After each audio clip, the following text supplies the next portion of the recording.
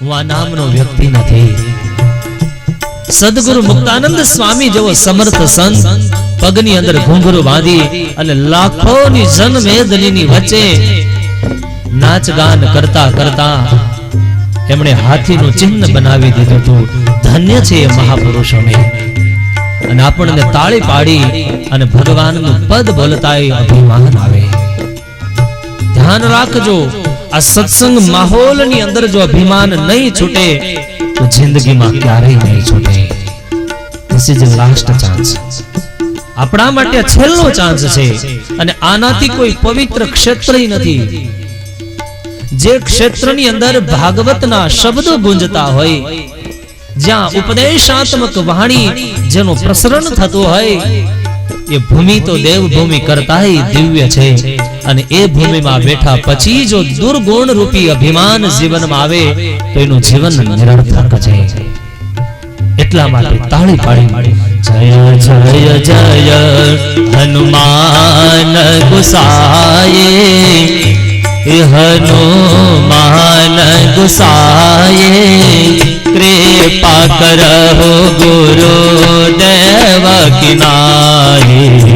जय जय जय हनुमान गोसाई, हनुमान गोसाई, कृपा करो गुरुदेव की नाहि। मंगल भवनाय मंगलहारी, मंगल भवनाय मंगलहारी, मंगल भवना मंगलहारी, मंगल भवना मंगलहारी। द्रव सोह दशरथ अजीर बिहारी, द्रव दशरथ अजर विहारी। जय जय जय हनुमान गुसाए, हनुमान गुसाए, कृपा करहु गुरुदेव की नाहि। जय जय जय हनुमान गोसाई, हनुमान गोसाई, कृपा करो गुरुदेव की नाहि। जेणे आ शब्दों गाया ए सरजू नदी ने किनारे बेसी અને પોતાના જ મનને શ્રોતા બનાવી સ્વાંત સુખાયા. માત્ર પોતાના જ આત્માને સદબોધ દેવા માટે જેણે રામાયણ જેવા દિવ્ય ગ્રંથની રચના કરી અને પોતાના શરીરને ચંદનની જેમ ઘસી ઘસી અને જિંદગીના અનેક સાધનો કરી અને સાધનાને અંતે પમાતું જે પરમ પુરુષાર્થનું તત્વ જેને મોક્ષ કહેવામાં આવે, અને એ મોક્ષોપયોગી આ ચોપાઈના શ્લોકો છે. આ એક એક શબ્દો યાદ રાખજો, બ્રહ્મ તુલ્ય છે. શબ્દ બ્રહ્મ છે. અને ભારત દેશની અંદર શાસ્ત્રોની રચના માત્ર પ્રશ્નના પ્રારંભથી થઈ છે. કોઈ જિજ્ઞાસુ મુમુક્ષુ જીવ પ્રશ્ન પૂછે અને એના પ્રશ્નના પ્રત્યુત્તરની અંદર શાસ્ત્રની રચનાની શરૂઆત થાય. અને ઇન્ડિયન જેટલું પણ લિટરેચર છે, જેટલું પણ સાહિત્ય છે, એ તમામ શાસ્ત્રનો જનેતા ગંગાજીની ગોદ અને યમુના મૈયાના કિનારા વચ્ચેનો જે ભૂભાગ, આજ ભૂમિમાં શાસ્ત્રો રચાણા છે. એ આધ્યાત્મિક જ્ઞાનની ગંગોત્રીનું ઉદ્ગમન સ્થાન પણ આ ગંગાજીનો કિનારો છે. ધન્યવાદ છે તમારા પૂર્વના હજારો પૂર્વજોના પુંજના માધ્યમથી આ તમે ભાગવત કથાની અંદર બેસી અને આત્માનું ભાથું ભરી રહ્યા છો. નાનું એવું કામ નથી કરતા, એમ નહીં માનતા. વક્તા ખાલી કથા કહે છે, અમારે ખાલી હાથ જોડીને બેસવાનું નહીં. તમે ખાલી નથી બેઠા, તમે કંઈક કરો છો. શું કરો છો? તમારા હજારો જન્મના કરેલા જે કર્મો છે, એ કર્મોની જે કિતાબ છે, એ કિતાબને તમે ખોલી અને એક એક પાનાની ઉપર તમે ચોકડીના હથાઓ મારો છો. આ નહીં, હવે આ કર્મ મારે નથી ભોગવવાનું, આ કર્મ હવે મારે નથી ભોગવવાનું. અને 7 દિવસ સુધી જો એક ચિત્ત બની નિખાલસ હૃદયથી જો કથા સાંભળશો, તમારા પૂર્વ જન્મના કર્મની પોથી માત્ર બળીને ભસ્મસાત થઈ જશે. એક નવા જ જીવનની શરૂઆત થશે. અને એટલા માટે તો વૈરાગ્ય મૂર્તિ નિષ્કુળાનંદ સ્વામી કહે છે, હળવે પુણ્ય હોય નહીં હરિ કથાનો યોગ. જેવા તેવા કર્મથી અહીંયા બેસવા નથી મળતું. તમે બેઠા એ માત્ર ભારતનો એક ભૂમિનો ટુકડો નથી. આ ભૂમિ અક્ષરધામ તુલ્ય છે. એટલા માટે હું એની ઉપમા આપું છું કે આ સત્સંગ શબ્દો સાંભળશો અને તમારા મનની અંદર, તમારી બુદ્ધિની અંદર મોક્ષનું ભાતું ભરાય એવો સદવિચાર જન્મશે. આજકાલના કહેવાતા ગાર્ડન્સની અંદર આવો વિચાર નહીં આવે. કોઈ કેનાળની અંદર કે ખેતારની અંદર બેઠા હોય, કોઈ શેઢે કે સીમાડે બેઠા હોય, ત્યાં મોક્ષનો વિચાર ધ્યાન નથી આવતો. કોઈ છે ઇતિહાસની અંદર પુરાવો કે સુરતની 20 માળની બિલ્ડિંગ ઉપર કોઈ માણસ શેઠિયો બેઠો તો એને કલ્યાણનો વિચાર આવ્યો? સાંભળો કોઈ એવું? મુંબઈની અંદર બહુમાળી બિલ્ડિંગ 40 માળની, બતાવો વનમાળી ભાઈ. કોઈ હજી સુધીની અંદર ક્યાંય ઇતિહાસ છે કે એસી વાળા રૂમ ની અંદર કોઈ બેઠો હોય ને એને કલ્યાણનો વિચાર આવે? નહીં, કાન્ટ પોસિબલ, શક્ય નથી. ગમે તેવી સુસાઇડ હોય, ગમે તેવો સરોવરનો કિનારો હોય, અને કોઈ પણ તમારું વિશ્વનું કોઈ પણ કન્ટ્રી, સિસલ જેવી કન્ટ્રી હોય, સમુદ્ર હિલોળા લેતો હોય, સરસ મજાની હોટલ હોય, બીચ હોય, એની અંદર બેઠો હોય અને આ વિચાર નહીં આવે. અને ત્યાં બેઠા હશે ને જે વિચારો આવશે, એ વિચારો જો અત્યારે આવે ને તો આ વિચારોને સ્થિર ન થવા દે એવા ભયંકર વાવાઝોડા જેવા એ વિચારો છે. અને એટલા માટે કૃપા ચાહવાની છે. આ તમને ચોપાઈ એટલા માટે બોલાવો છો કે જગતની અંદર રખડી રખડીને આવ્યા છીએ. મહારાજ વચનામૃતમાં કહીને, હરાયા ઢોરની જેમ રહો છો કે પછી માલિકીના પશુની જેમ રહો છો? માલિકીનું જે પશુ હોય એ સાંજે ખીલે આવીને ગમાણે ઊભું રહી, પણ રખડું હોય ઘરે ના આવે. આખા ગામના ખેડૂતના એ ધોકા ખાય. એમ આખા વિશ્વની અંદર તમારું ને મારું મન ફેર્યું છે. એ મનને સ્થિર કરવા માટે, એની યાચના માટે, સદગુરુ સંતના આશીર્વાદ માટે આ ચોપાઈ ગવાય છે. જે બોલે એને મળે છે, અને આપ મુવા સ્વર્ગે જવાય નહીં. इसलिए जय जय जय हनुमान गोसाए, हनुमान गोसाए, कृपा करहो गुरुदेव की नाहि. जय जय जय हनुमान गोसाई, हनुमान गोसाई, कृपा करहो गुरुदेव की नाहि. અને ધ્યાન રાખજો, અહીંયાથી તમે જે મંત્રો બોલશો, જે કીર્તનો બોલશો, અને એ શબ્દ તમારા પિતૃઓ પિતૃલોકની અંદર બેઠા હશે ને સાંભળશે ને, તો આ શબ્દો મારા નથી, ભારતના ઋષિ મુનિઓના છે.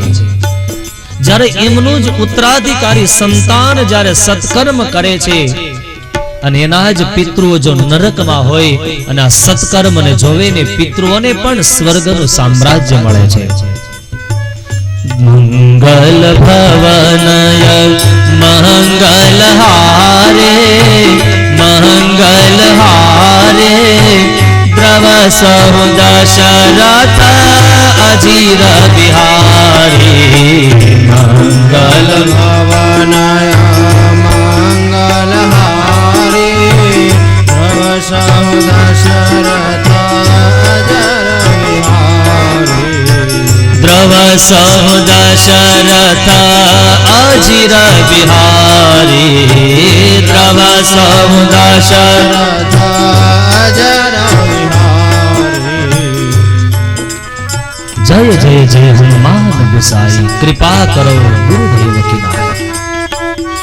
કોઈ સંત કે મહાપુરુષના આશીર્વાદ લીધા સિવાય સાધનાનો કે ભૌતિક જગતનો કોઈ માર્ગ એવો નથી જેમાં વિઘ્નો ન હોય।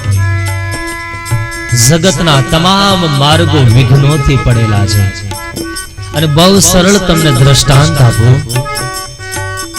કદાચ તમે મનની અંદર કલ્પના કરો રાત્રિનો સમય છે, અંધકાર છવાયો છે અને તમારે યાત્રા કરી અને સમજી રાખો ચોતરાથી લઈ અને હિમાળ સુધી પહોંચવું છે। ત્યાં કઈ સ્ટ્રીટ લાઇટ નથી, બરોબર? તમારી પાસે બેટરી નથી। કદાચ તમે હાથની અંદર મશાલ સળગાવી દીવો લઈ અને ચાલ્યા જતા હોય, કલાક, 2 કલાક, 4 કલાકે તમે હિમાળના પાદરમાં પહોંચી જાઓ, પણ તમારો સળગાવેલો દીપક આખા વિશ્વને પ્રકાશ નહીં આપે। એ માત્ર તમારે જેટલો અંધકારને દૂર કરવા માટે જેટલા પ્રકાશની આવશ્યકતા છે એટલો પ્રકાશ મળી રહેશે। એમ તમારા જિંદગીના બધા જ દુઃખો દૂર નહીં થાય, પણ આ ચોપાઈ બોલશો, આ સભા મંડપની અંદર કીર્તન કે ધૂન બોલશો તો તમારે જે માર્ગેથી યાત્રા કરવી અને એ યાત્રાના માર્ગમાં પડેલા જે વિઘ્નો છે, કંટકો છે, તે તો કમસે કમ દૂર થઈ જાય। પૂછે હો રઘુપતિ કહતા પ્રસંગા સકળ લોક જગ પાવની ગંગા। પૂછે હો રઘુપતિ કહતા પ્રસંગા સકલ લોક જગ પાવની ગંગા। સકલ લોક જગ પાવની ગંગા। ત્રણેય લોકને પવિત્ર કરનાર હિમાલયના પેટાળમાંથી ઉદ્ગમિત થયેલી માં ભગવતી ભાગીરથી ગંગાજી ભારત દેશના કંઈક સીમાડાઓ ને કંઈક સરહદો, ખાડાઓ અને ટેકરાઓ, ભારતના મુમુક્ષ જીવાત્માઓના મનના મેલને ધોતી ધોતી મહાગંગાજી હરિદ્વાર જેવા તીર્થ ક્ષેત્રમાંથી પસાર થઈ અંતે ગંગા સાગરમાં વિલીન બની જાય છે। બસ તમારા અને મારા જીવનની પણ ઘટના આવી જ છે। આનાથી તમારું મારું જીવન ભિન્ન નથી, અભિન્ન છે। જેમ પહાડનું પેટાળ ચીરીને ગંગાજી બહાર આવ્યા છે, એમ તમારે ને મારે અજ્ઞાન, મોહ, કામ, ક્રોધ આવી જે આત્માની જે કલુષિત વૃત્તિઓ છે એના પેટાળને તોડી અને આ ભારત દેશની ધન્ય ધરા ઉપર જન્મ મળ્યો છે। અને એ ધન્ય ધરા ઉપર મળેલા જન્મને ચરિતાર્થ કરવા માટે કંઈક જીવનની અંદર વિરોધોના ઉઠતા વમળો, કંઈક લૌકિક અને કુટુંબિક સમસ્યાઓના નિરાકરણ કરતા કરતા મનની અંદર ખોટા ઉદ્વેગોનો સામનો કરી અને એક સફળ જીવન જીવી અને અંતે જેમ ગંગા સાગરમાં ભળી જાય એમ પરમાત્માથી વિખૂટો પડેલો એ જીવ સહજાનંદ સિંધુમાં મળી જાય અને પરમ તૃપ્તિનો આનંદનો ઓડકાર ખાઈ લે। બસ એ જ તમારા અને મારા જીવનનો પરમ ધ્યેય છે। અને એ પરમ ધ્યેયને સિદ્ધ કરવા માટે આવો, ભૂલી જાઓ, એકવાર આ શરીરથી મનને ભૂલી જાઓ, બુદ્ધિના ડાપણના હથિયારો હેઠા મૂકી લો, એકવાર નિર્દોષ ને નિખાલસ બની જાઓ। બાળક જેમ માની ગોદની અંદર સ્વાભાવિક ચરિત્રો કરે છે, સ્વાભાવિક ક્રિયાઓ કરે છે, એનું જ પોષણ કરનાર એ જ માતાને બાળક સૂતું સૂતું ગોદમાં લાત મારતું હોય છે।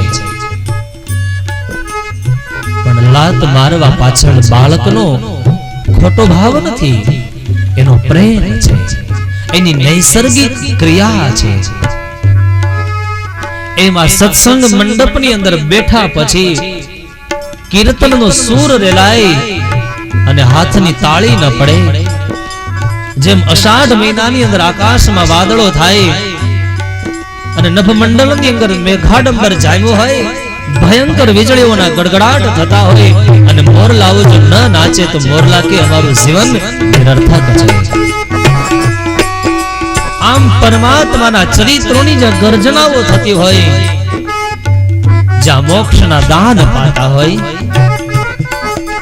અને એવા સ્થાનની અંદર તમારું મારું મન મોરલો ન બને, કીર્તનના સૂર ન રેલાવી શકે, તાળી ન પાડી શકે,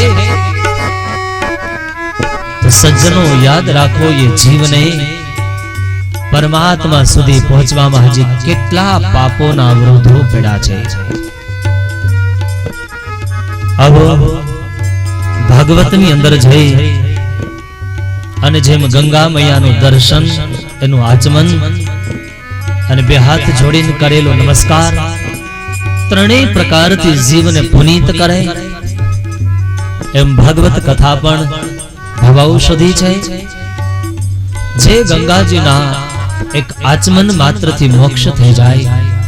તમને ખબર હશે આપણી સૌરાષ્ટ્રની પરંપરા, માણસ કોઈ મૃત્યુની પથારીએ પડ્યો હોય, ગાયનું છાણ લીપી દીધું હોય, તલની અને દર્ભની પથારી કરી દીધી હોય, ઘીનો દીવો સળગાવ્યો હોય અને છેલ્લો શ્વાસ લેતો હોય, ત્યારે એના મોક્ષ માટે એના પરિવારજનો વિટળાયનો ભાવ હોય. અને ત્યારે એના મોઢું જો ખુલતું ન હોય, જો ખુલતું હોય તો એક ચમચી ભરીને ગંગાજળ પાય છે, યાદ છે ને? અને જો મોઢું ન ખુલતું હોય તો રૂનું પૂંભડું લઈ અને એના મોઢામાં બે બંધ ગંગાજળના મૂકવામાં આવે છે. બે બંધ જેના કંઠ પ્રદેશ સુધીથી લઈ અને હૃદય સુધી પહોંચે, એ જીવને ક્યારે યમપુરીના સદન સુધી જવું નથી પડતું, સ્વર્ગલોકમાં પહોંચે. તો સજ્જનો યાદ રાખો, ગંગાજીના સાક્ષાત દર્શન થતા હોય અને ભાગવત જેવા મહાન ગ્રંથનું જ્યાં શ્રવણ થતું હોય, જે બે બંધથી કલ્યાણ થતું હોય, અને આજે હજારો ગેલન તમારી મારી આંખ સમક્ષ વહેતા હોય, એમાં એક એક વાર સ્નાન કરીને કથા સાંભળવા બેસો, તમારું શરીરનું એક એક રૂવાડું પુલકિત બની જશે. એવી આ પવિત્ર કરનાર ભાગવતની ઉત્તમ કથા છે. પણ એ કથા કેવી છે? ભક્તિના પ્રકાર બતાવ્યા છે. પ્રથમ ભગતિ સંતન કર સંગા, સંત ચકોર કરહે જય પાના. પ્રથમ ભગતિ સંતન કર સંગા, સંત ચકોર કરહી જય પાના. પ્રથમ ભગતિ સંતના કર સંગા. પ્રથમ ભક્તિ બતાવી, પ્રથમ ભક્તિનો પ્રકાર કીધો સંતન સંગા. સંતોના સંગમાં રહેવું એ ભક્તિનું પ્રથમ પગથિયું છે. નથી લાગતું પ્રથમ પગથિયે પહોંચી ગયા હોય? સંતોની સાનિધ્યતા હોય અને એના સંગમાં રહીએ, સત્સંગ કથા વાર્તાનો માહોલ માણીએ, અને દૂસરી રતી મમ કથા પ્રસંગા.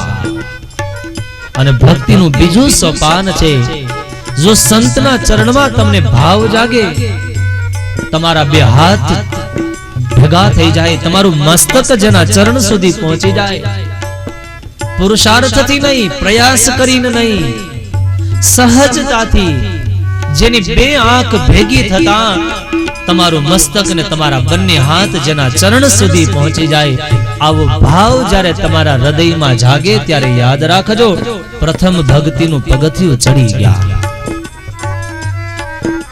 અને એ સંતોના ઉપદેશમાં, એ સંતોના કહેલા વચનમાં જો તમને વિશ્વાસ જાગી જાય તો દૂસરી રતિ મમ કથા પ્રસંગા. ભગવાનની કથા સાંભળવામાં જો રુચિ જાગે તો તો યાદ રાખજો તમે બીજું પગથિયું પણ ચડી ગયા છો. અને એ કથાનું તમે શ્રવણ કરશો અને ભક્તિનો જો નશો ચડશે ને તો સજ્જનો યાદ રાખજો, લૌકિક જગતનો નશો થોડી વાર રહીને પાછો ઉતરી જાય. પાણી પીવો અને તરસ થોડી વાર છુપાઈ જાય, પણ 2 કલાક 4 કલાક પછી ફરીવાર પાણી પીવું પડે. પણ આ ભાગવત કથાનો નશો જો એકવાર તમારી રગ સુધી પહોંચી જશે ને, જન્મો જન્મ સુધી એનો નશો નહીં ઉતરે. અને એ રગે રગની અંદર પ્રવર્તેલો જે ભાગવત કથાનું જે આસવ, એનો જે રસ છે, આ જીવાત્માને સત્સંગના એક એક પગથિયાઓ ચડાવીને અંતે પરમાત્માના ધામ સુધી પહોંચાડી દેશે. આઈએ ભાગવત કથાની અંદર જેનું દર્શન, જેનું સ્નાન, જેનું મનની અંદર ચિંતન પણ જીવને મોક્ષ આપનારું છે. કારણ મહર્ષિ વેદવ્યાસજી કહે છે, તત શૃણવન પ્રપઠન વિચારણ પરો ભક્ત્યા વિમુચે નરઃ. ભાગવતનો એક શ્લોક વાંચો અથવા એક શ્લોક સાંભળો અને સાંભળેલા શ્લોક ઉપર વારંવાર વિચાર કરો તો શું થશે? ભક્ત્યા વિમુચે નરઃ. એ જીવ ભવબંધનના પાશમાંથી છૂટી જશે અને ભગવાનનો એકાંતિક ભક્ત બની જશે. આવો ભક્તો આપણા જીવનની પાઠશાળા છે, સત્સંગ મંડપ નથી. જેમ બાળકોના એડમિશનો સારી સ્કૂલોની અંદર કરવામાં આવે છે ને, જેમાંથી જીવન અને આજીવિકાનું સાધન કમાઈ શકાય એવા સર્ટિફિકેટો મળે છે. અને એ સર્ટિફિકેટોના માધ્યમથી ઊંચી એવી પદવી મળે, 5 પૈસા કમાઈ શકાય. આવું જ્યાંથી સંસ્કારો, આવું જ્યાંથી શિક્ષણ મળે એને શું કહેવાય? સ્કૂલ કહેવાય, એને પાઠશાળા કહેવાય. પણ એ પાઠશાળા કોની હોય? 5 થી 25 વર્ષના માટેની હોય છે. આમાંથી કોઈની હવે 25 વર્ષની ઉંમર રહી નથી. 25 થી આગળ પહોંચી ગયા છે. તો આ જે સ્કૂલની અંદર બેઠા છીએ, આ સ્કૂલ નથી, આ પાઠશાળા નથી. આ આપણા આત્માની, આ જીવનની સત્સંગ શાળા છે. આ સત્સંગ શાળાની અંદર બેસી અને સંપત્તિ નથી કમાવાની. આ તમે જે 60 વર્ષના થઈ ગયા છો, 70 વર્ષના થઈ ગયા છો અને 70 વર્ષ સુધી તમે ભાગાદોડી કરી કરીને, ઓવરટાઈમ કરી બેંક બેલેન્સો વધારી લોકરો રાખી ફિક્સ ડિપોઝિટો રાખી અને જે સંપત્તિ ભેગી કરી છે, એ સંપત્તિ માટે તમારી દ્રષ્ટિ કેવી હોવી જોઈએ, એના માટેની આ સત્સંગ શાળા છે. જીવનની અંદર પૈસો એ સાધ્ય નથી, સાધન છે. પૈસાથી વસ્તુ પ્રાપ્ત કરવાની છે. વસ્તુ પ્રાપ્ત થઈ ગયા પછી પૈસો આવું મનમાં રટણ નથી કરવાનું. જમવા બેઠા હોય પતરાવાળીની અંદર જમાઈ ગયા પછી એ પતરાવાળીને ડસ્ટબિનની અંદર થ્રો કરી દેવાની હોય છે, એન્ડ યુઝ એન્ડ થ્રો. પછી એ તમારે પતરાવાળીને ઘર સુધી લઈ નથી જવાની. એમ આ શરીર છે એ માત્ર સાધન છે. આનાથી માત્ર ભક્તિનું સાધન સિદ્ધ કરવાનું છે. ભક્તિના સાધનો સિદ્ધ થતા જાય, શરીર ઉપરનો મોહ તૂટતો જવો જોઈએ, શરીર ઉપરની આશાઓ તૂટવી જોઈએ, અહંકારના બંધનો ખુલી જવા જોઈએ. જો કંઈક અંશે પરિવર્તન આવી જાય તો યાદ રાખજો, આ કિકાણી પરિવારનું આયોજન સફળ થઈ ગયું. તમારા જીવનમાંથી એકાદ દુર્ગુણ છૂટી જાય, એકાદ સદગુણ દુર્ગુણનું સ્થાન લઈને તો સજ્જનો તમારું જીવન ધન્ય બની જશે. આવો ગંગાના ગોદમાં બેસીને ભાગવત ભાગવત કથાનો આશ્રય લઈ અને જીવન રૂપી મળેલું આ મહામૂલી મૂડી એને સાર્થક કરીએ. ભાગવત કથાના માહિતી તરફ આગળ વધીએ. કોઈ પણ યજ્ઞ કરવામાં આવે, મહાપૂજા કરવામાં આવે, કોઈ પણ આત્માના મોક્ષ માટેનું સાધન કરવામાં આવે, ત્યારે એ સત્કાર મના પ્રારંભની અંદર એનું મહાત્મ્ય બતાવવામાં આવે છે કે જો મહાત્મ્ય સાંભળવામાં આવે, કહેવામાં આવે, પછી એ જિજ્ઞાસુને એ ગ્રંથ પ્રત્યે, એ શાસ્ત્ર પ્રત્યે એની શ્રદ્ધા વધી જાય છે. કદાચ કોઈ લગ્ન એટેન્ડ કરવા ગયા હોય, સરસ મજાની પાર્ટી ભરાણી હોય, કોન્ફરન્સ રૂમની અંદર બેઠા હોઈએ અને કદાચ વિદેશોમાંથી કોઈ પીએમ કે સીએમ આવ્યા હોય, આપણે ઓળખતા ન હોય અને બાજુમાં જ ખુરશી હોય, આપણે એની સાથે 2 કલાક વાર્તાલાપ કર્યો, ભોજન કર્યું, અને 2 કલાક પછી કોઈ ત્રીજી વ્યક્તિ આવીને કહે છે કે ભાઈ, જેની બાજુમાં તમે ખુરશી નાખીને બેઠા એ અમેરિકાનો પ્રેસિડેન્ટ છે, એ રશિયાનો પ્રેસિડેન્ટ છે. પણ આ શબ્દ સાંભળતા તમારા મનમાં વિચાર કયો આવે? ક્યાંક છે વિડિયો વાળા, ક્યાં છે ફોટોગ્રાફી કરવા વાળા, મારો એક ફોટો ખેંચી લે આની સાથે. પછી તુરંત શબ્દ સાંભળતા તમારા જીવનમાં અહોહો પણ આવશે, એક નવો જ ભાવ જાગશે. એમ તમે મહાત્મ્ય સાંભળશો એટલે ભાગવત પ્રત્યે તમને અભિરુચિ થશે, અને એ અભિરુચિ એના પાલન માટે મનને દોરવું નહીં પડે, દોરીને તમને ને મને આંગળી પકડી અને ભાગવત સુધી લઈ જશે. એવો આ સદગ્રંથ છે. ભાગવતનું મહાત્મ્ય ભાગવતમાં નથી. સ્કંદ પુરાણ અને પદ્મ પુરાણ ની અંદર ભાગવતનું મહાત્મ્ય ગાવામાં આવ્યું છે. क्यों बड़ा बड़ाई ना करे और बड़ा न बोले बोल, हीरा मुख से ना कहे लाखों हमारा मोल. भागवत एम न કે મારા શ્લોકની અંદર તાકાત છે કે આવી જાઓ તમને હું મોક્ષનું દાન કરી દઉં. મુક્તિ દાનેન ગરજતી. શ્લોક લખી નાખ્યો વ્યાસ નારાયણે, પણ લખા પછી વ્યાસ નારાયણ પોતે ન કે, પણ ભાગવત કેવું છે એ તમને મને સ્કંદ પુરાણ અને પદ્મ પુરાણ બતાવશે. પ્રારંભમાં વક્તા કથા કરતા પહેલા મંગલાચરણ કરે, અને એ મંગલાચરણ કથાના પ્રારંભમાં કરવામાં આવે. એમ તમારા જીવનનું મંગલાચરણ શું છે? મમ પાપમ ગલયતિ ઇતિ મંગલમ. તમે સવારે નાઈ ધોઈને ફ્રેશ થઈ જાઓ, પૂજા પાઠ કરી અને ઓફિસે જવા માટે રેડી થઈ જાઓ, અને જ્યારે ઘરના ઉંબરામાંથી કદમ ઉઠાવો છો એ પેલા તમારા ઘરના રૂમની અંદર જ્યાં પરમાત્માનું સિંહાસન હોય, જ્યાં પરમાત્માની મૂર્તિ હોય, ત્યાં જઈ 2 હાથ જોડી અને 5 મિનિટ માટે પરમાત્માના નામનું તમે સ્મરણ કરો. એ તમારું મંગલાચરણ છે. અને એ મંગલાચરણ કરીને તમારા ક્ષેત્રની અંદર જશો, તમારા પ્રત્યેક કર્મો નિર્વિઘ્ન પૂર્ણ થઈ જશે. અને એ મંગલાચરણમાં પહેલો જ શ્લોક સ્કંદ પુરાણમાં ગાયો છે. સચ્ચિદાનંદ રૂપાય વિશ્વોત્પત્યાદિ હેતવે તાપત્રય વિનાશાય શ્રી કૃષ્ણાય વયમ નમઃ. હું એ ભગવાન શ્રી કૃષ્ણને પ્રણામ કરું છું. પણ ભગવાન કૃષ્ણ કેવા છે? સચ્ચિદાનંદ રૂપાય. જે પરમાત્માનું સ્વરૂપ છે એ સ્વરૂપનું મહાત્મ્ય અહીંયા બતાવ્યું છે. પદ્મ પુરાણ બતાવે છે કે ભગવાન શ્રી હરિનો સ્વભાવ કેવો છે, પરમાત્માનું કાર્ય શું છે અને પરમાત્માની શક્તિ શું છે. આ ત્રણેયનો સુભગ સમન્વયની ત્રિવેણી જે ગંગા, આનું જ નામ મહાત્માનો પ્રારંભિક શ્લોક છે.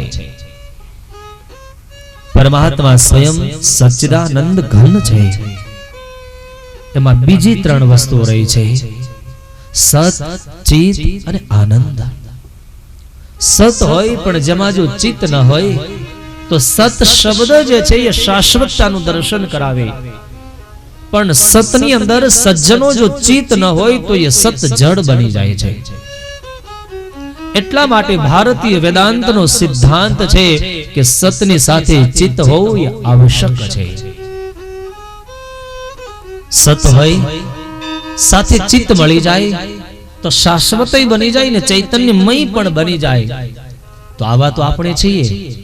સત પણ છે. આ શરીર છે એ સત છે, પાંચ ભૌતિક નો આ પિંડ છે, પણ એની અંદર જીવ ન હોય તો અત્યારે જે બેઠા છીએ તો આપણું શરીર એ ભાગવત કથામાં છે એમ કહેવાય, પણ આ શરીરમાંથી આત્મા વિદાય થઈ જાય તો એને શરીર કહેવાય નહીં, એને શબ કહેવાય. એમ સજ્જનો તમારા ને મારા જીવનની અંદર આ પંચભૂતના પિંડમાં સત પણ છે અને ચિત્ત પણ છે. અત્યારે આ શરીરની અંદર તમને ને મને શ્વાસ ઉશ્વાસની જે ક્રિયા એ ચિત્ત છે, પણ સાથે સાથે જો આનંદ નથી તો તમારું ને મારું જીવન કેવું બની જાય? નિરાશ બની જાય. એમ જીવનની અંદર સત હોવું જોઈએ, ચિત્ત હોવું જોઈએ અને સાથે સાથે આનંદ પણ હોવો જોઈએ.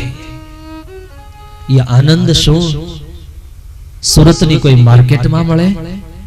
શું એ આનંદ કોઈ ભારતની કોઈ મોટા મહેલોની અંદર મળે છે? તો વૈશ્વિક બજારોની અંદર શું જેમ શેર બજારની જેમ આનંદ કોથળાઓ ભરી ભરીને કઈ વેચવામાં આવે છે? નહીં. શું ખેતરના મોલમાંથી આનંદ પાકે છે? નહીં. શું પૃથ્વીના પેટાળમાંથી આનંદ ઉદ્ભવે છે? શું જે આનંદની તમારે ને મારે જેની આવશ્યકતા છે, શું એ આનંદનો વરસાદ થાય છે? તો શું એ આનંદ તમને ને મને તમારો દીકરો કે કોઈ પાડોશી આપી દે છે? નહીં, કોઈ નથી આપી શકતો. તમારા અને મારા આત્માના આનંદ માટે તમારે ને મારે જ આનંદનું નિર્માણ કરવું પડશે. તમારે ને મારે જ ભૂમિ બનવું પડશે. અને એ જો સદભૂમિ તમે હું બની જાશું તો ભક્તો યાદ રાખજો કે ફળદ્રુપ આ શરીર રૂપી ભૂમિમાં જો બીજ પડી, બીજ બની અને પડ્યું હશે તો એક દિવસ એની અંદર આનંદનો વૃક્ષ વિકસિત થશે. અને એ વિકસિત થયેલા આનંદ રૂપી વૃક્ષની અંદર તમારા જિંદગીના અંતિમ શ્વાસે મોક્ષનું ફળ લટકતું હશે. અને આ મોક્ષના ફળની હું તમને એક એકને પૂછું, ઈચ્છા છે કે નહીં? જોઈએ છીએ મોક્ષ? કોને નથી જોતો? કયો જીવ જગતનો નથી ચાહતો કે મને આનંદ ન મળે? એક એક જીવની છેલ્લામાં છેલ્લી જો કોઈ ઈચ્છા હોય તો એ આનંદ છે.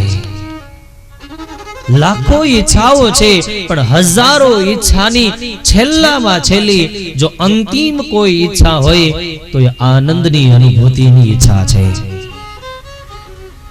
એ આનંદ તમને આ માહોલથી મળશે. મને આશા જ નહીં, તમારી ઉપર પૂર્ણ વિશ્વાસ છે અને હું ભાગ્યશાળી છું. એક તો કુંભ મેળો હરિદ્વારની અંદર હમણાં જ પૂરો થયો.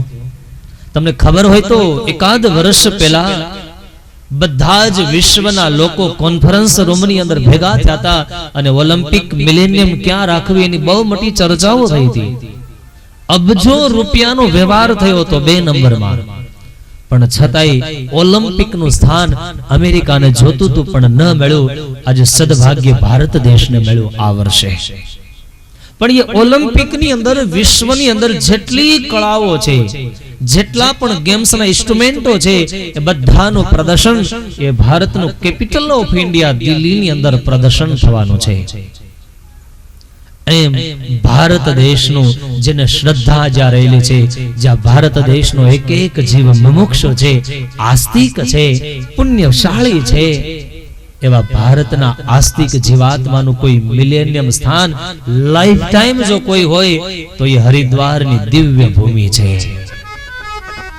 આ હરિદ્વારની ભૂમિની અંદર મિલેનિયમ જેવો મહાકુંભ પર્વ હમણાં જ 28 એપ્રિલે પૂર્ણ થયો છે. અને એ મહાકુંભ પર્વની અંદર એક ભાગવત કથા થઈ. અધિક મહિનાની શરૂઆત થઈ. એમાં નડિયાદ સત્સંગ મહિલા મંડળ તરફથી દ્વિતીય કથા થઈ. અને આજે સુરત સ્થિત ચોતરા નિવાસી જે પરિવારના મોક્ષાર્થે આયોજન થયું છે, આ સારો એક કહાણી પરિવાર આજે ત્રીજી વાર આ એક જ મહિનાની અંદર ભાગવત કથા અને પરમાત્માના ચરિત્રો ગાવાનો મને અવકાશ મળ્યો છે. પણ દર વર્ષ લંડન જાય અને હિથ્રો એરપોર્ટ છે, વિશ્વનું પહેલા નંબરનું એરપોર્ટ છે, જ્યાં ઇન્ટરનેશનલ ફ્લાઇટો વધારેમાં વધારે લેન્ડિંગ થતી હોય. પણ ત્યાં હિથ્રો એરપોર્ટની બાજુનું ક્ષેત્ર હંસલો છે, અને હંસલોની અંદર જ્યારે રહેવાનું થાય સત્સંગ કથા વાર્તા માટે, ત્યારે જ્યારે ગાર્ડનમાં ઉભા હોય ને ત્યારે આકાશમાં જોઈએ ત્યારે 3 પ્લેન લાઈનમાં ઉભા હોય છે. એક લેન્ડિંગ થાય ત્યાં પાછળ બીજું જોઈન્ટ થઈ ગયું હોય. એમ હજી અમારી ચોથી કથાના યજમાન પાંડવ પરિવાર પણ આ કથાની અંદર ઉપસ્થિત છે. ચોથી કથાએ 13 તારીખથી શોભાયાત્રા અને 14 તારીખથી એ કથાની શરૂઆત થવાની છે. ગંગા મૈયા અને સદગુરુના પૂર્ણ આશીર્વાદ છે. અને આધિક મહિના નિમિત્તે ગુજરાતથી ને સુરતથી દૂર દૂર પ્રાંતમાંથી અનેક ભક્તો અહીંયા સાધના કરવા આવ્યા છે. એ ખૂબ ભાગ્યશાળી છે, એને આ બીજી કથા સાંભળવાનો અવકાશ મળે છે. આવો ભક્તો, પરમાત્માનું સ્વરૂપનું પરિચય કરાયું સતચિત અને આનંદમય છે. તો એવું આનંદમય જીવન બનાવવા માટે આપણે સૌ અહીંયા એકત્રિત થયા છીએ. અને ત્યાર પછી પરમાત્માના સામર્થ્યનો પરિચય આપ્યો છે. જે ઉપનિષદો જે ભાષામાં વાત કરે, તૈતરીય ઉપનિષદ કહે છે, યતો વાયમાની ભૂતાની જાયન્તે એન જાતાની યદ પ્રયાંતિ અભિસંવિશંતિ.